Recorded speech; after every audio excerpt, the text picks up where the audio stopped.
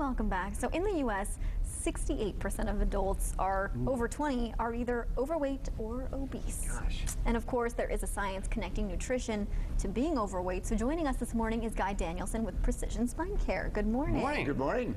How y'all doing? Great. Oh, we can't complain. So today we're talking about the science behind dieting and weight. Ooh. How do the two connect?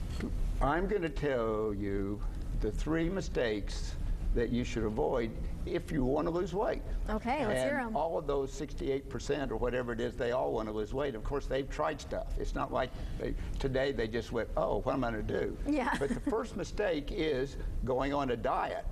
And going on a diet doesn't work at all. It's proven to go on a diet is the very most scientific way that you can be sure that you will gain weight. And Really? the reason for that, and there are also 88,000 books on Amazon that you could look up about losing weight. So what does that tell you? That probably none of them have got it all figured out. But if you go on a diet, then you go off a diet, and when you go off a diet, you gain your weight right back. So it's very simple. There's obviously more to it than that, but that's the main message there.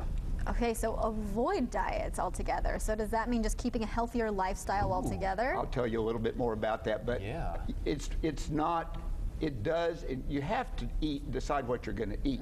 And we've even talked about a lot of that stuff already. If you eat healthy, then you don't call it a diet. You just say, I eat healthy. True.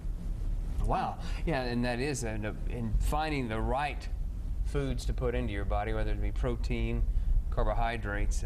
Because I've noticed that you mentioned, people they say, well, on this diet, I'm thinking, whoa, because here we go, because I've been around people, they start it and then not long and they're off of it. So right. What is the key to getting it to settle in? Robert, one of the other things besides don't diet is don't get the idea that doing certain exercises that everybody thinks are so healthy.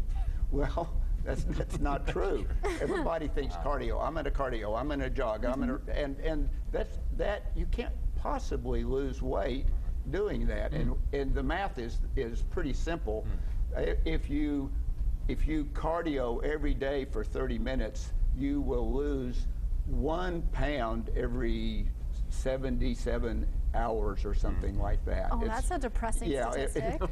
Well, don't be depressed. Just check out other kinds of exercise. And there are exercises that you can do, but they're where you really give it a blast. It's called high-intensity intervals training, and that's a lot of trainers know about that, but it's totally different than the, running and things like that.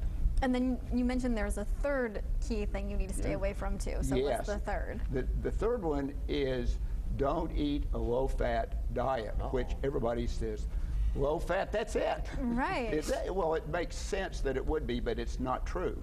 And if you do low-fat, then you do very high carb. And very high carb means sugar. And sugar is that's the devil. Sugar is the devil, and it goes straight. Sugar turns to fat the minute you put it in your body.